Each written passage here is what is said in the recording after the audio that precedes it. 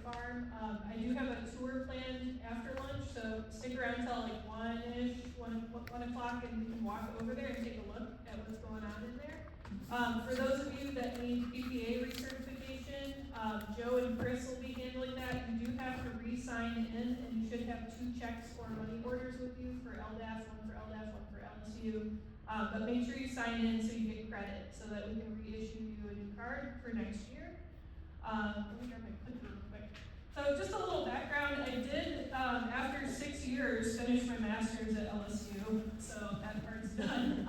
It's hard to do when you're working full time.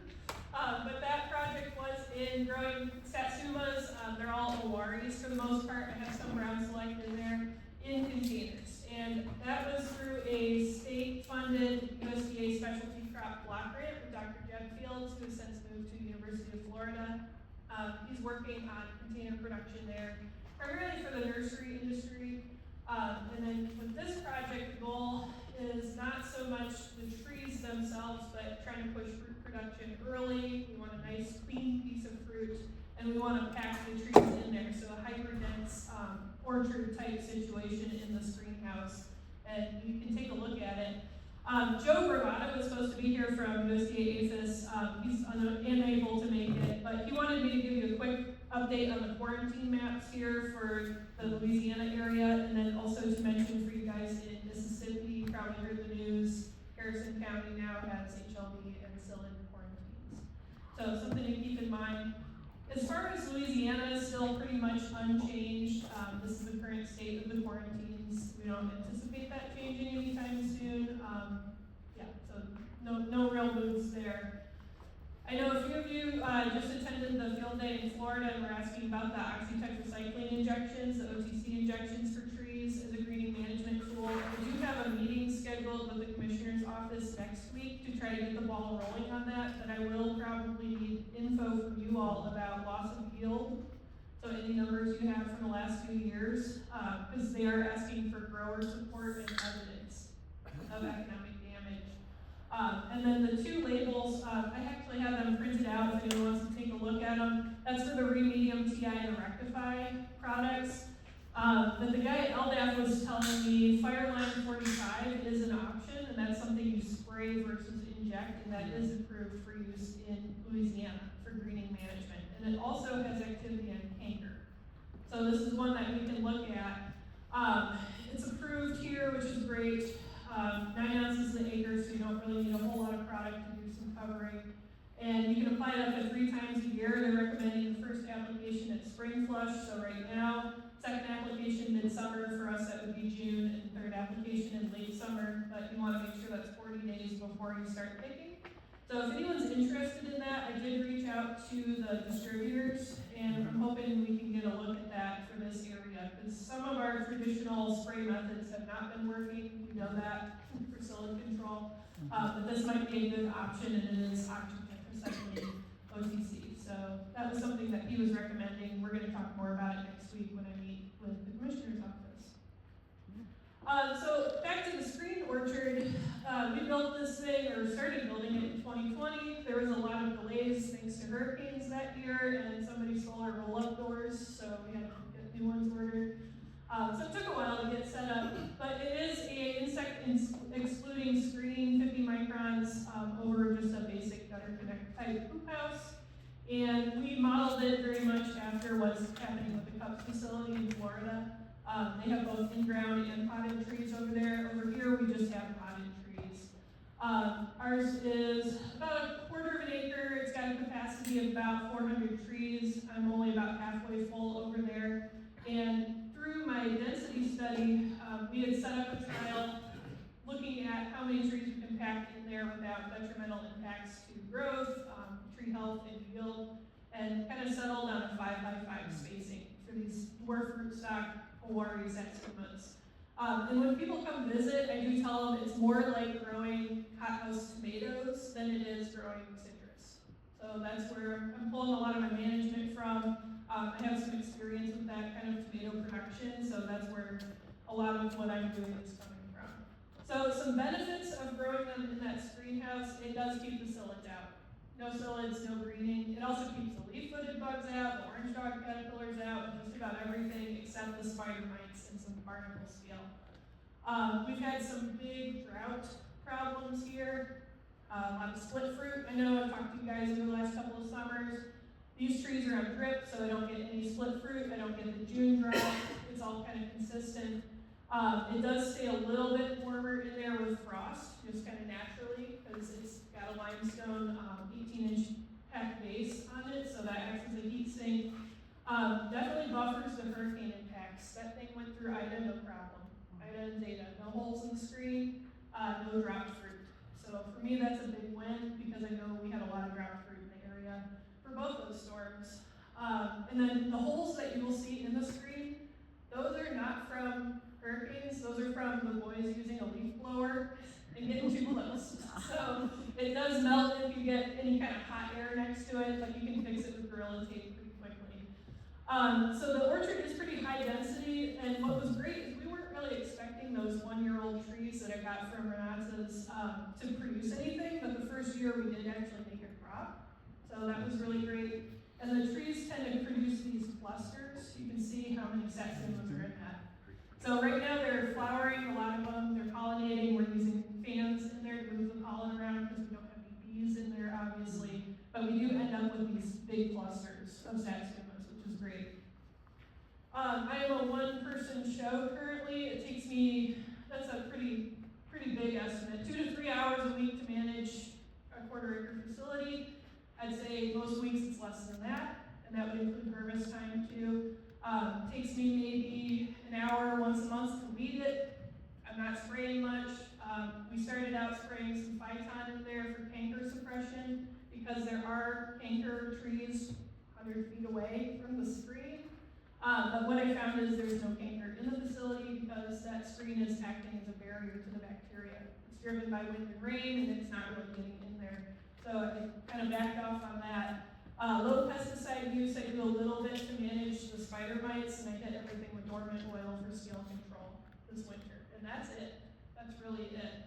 The fruit tends to ripen up a little bit earlier in there, maybe 2 to 3 weeks earlier compared to you guys, and it's incredibly clean. I know some of you visited, was it last summer, and we were looking at the actual fruit. It's blemish-free, which is great. Some issues, let's talk about the bad. Uses a lot of water. We're on municipal water here. You could be pulling from the river, but I know there's some issues with salinity the last few summers. You do have to check the irrigation weekly. I had a guy hit the standpipe out here, and plumbers came in while I was on vacation. They shut the water off for 4 days. Trees completely defoliated very quickly. Gets up to 120 in there in the summertime, which is an issue. So you do have to check your irrigation fittings, make sure no drippers are moving out or blowing, because spaghetti tubes too, they tend to expand when it gets that hot, and the water pressure can blow your fittings apart. So I'm in the process of swapping everything out and making it a little simpler. Also have some issues with volunteers and tripping, where they'll remove an emitter from a pot, and then the tree goes downhill and won't catch it. Mentioned the spider mites and barnacle scale. Those are things that the crawlers are so small they can get through that insect netting. We've actually tried some biological control with ladybugs, and that actually works pretty well. So Blaze and I have been playing around with that a little bit. He's growing pawpaws in there, and they do tend to wipe them out pretty good. I do still get a little bit of split fruit with a heavy rain, but not too bad, because the rain, of course, can come through that cover. Weeding is really pretty easy, but the fire ants are also an issue. They love to get in pots. I know anyone that's grown anything in a pot knows that in South Louisiana, so we are using some ant bait to manage those. The first couple of years, I was getting quite a few puffy fruits, and this is a good example of what they look like up there. Satsumas are notorious for that. But now we're into year 4, and this last picking, I didn't have hardly any, which is great. Cost. We went Cadillac version out there, thanks to a foundation endowment from the Euro people, and it came out to about $667 a square foot. Now you can do it cheaper. I know this is from Cups. They're looking at about $1 a square foot for some of their recommended designs. If you're going the NRCS high tunnel method or Caterpillar tunnel type system, you can get it down to under $2 a square foot on some of those. Again, everything is higher in cost now with how things are going, but they are producing the screen domestically, so it should not be impacted by tariffs. So something to keep in mind. Labor is definitely the biggest thing, weed management, and then the tree costs up front. So we're packing these trees in, and I've got a really good chart here about how many trees per acre. So this is directly from that density study, where a traditional orchard, you're looking at about 145 trees per acre. On the dwarf rootstock, you're getting closer to 550. Look at some of these crazy densities. So if you price it out with trees, it starts to add up, right? But we found around 5 foot by 5 foot spacing, so around 1,700 trees per acre. That seems to be ideal for tree health and for good yield. While we were in that study, I also looked at different mulch materials for in the pots, including rice hulls, sugarcane bagasse, biofilm, and plastic film. The plastic and the biofilm work best. So I'm going to install that again this summer. It really cuts down on the labor, and you don't have to do much of it at all. So, okay, how much did these things crank out? This is what we ended up with over the past 3 seasons. And this past season, you can see we had some irrigation issues. That's what those trees looked like in August. I lost a lot of fruit when that water got turned off. Should have been a lot higher. But we still had a 13% increase in yield over last year, which is great. And you can see the jump, 76% over the second year.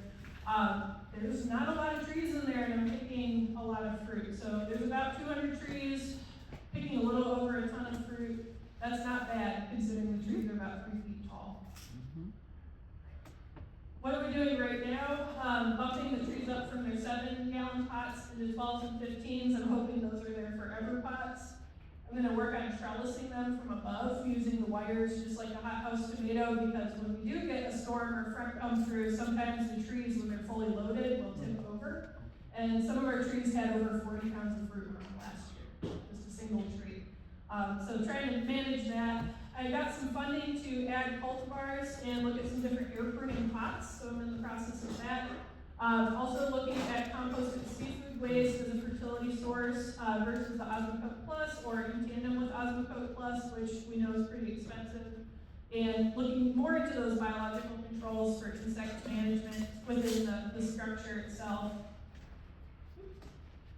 So that's what's kind of coming up. I did recently get appointed officially as a state citrus point of contact, and that removed a lot of barriers.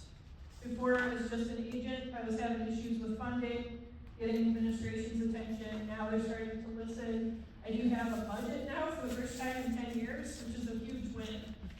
So if there are things you guys want to do, or people you want to bring in to speak, or things like a variety trial that we want to do down the road, I have some leverage now where before I really didn't.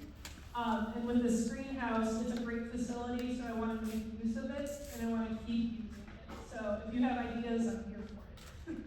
Any questions? Yeah.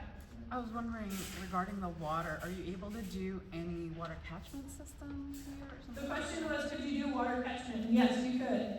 It's very easy to set up. We had a water catchment workshop here last summer, and it's something I've looked at. It also uses some energy for the fans. I do like to run the fans all summer, and Entergy is working on setting up solar for us. Oh, so it's going to run that and the aerator in the crawfish pond. So that's an option as well. Other questions?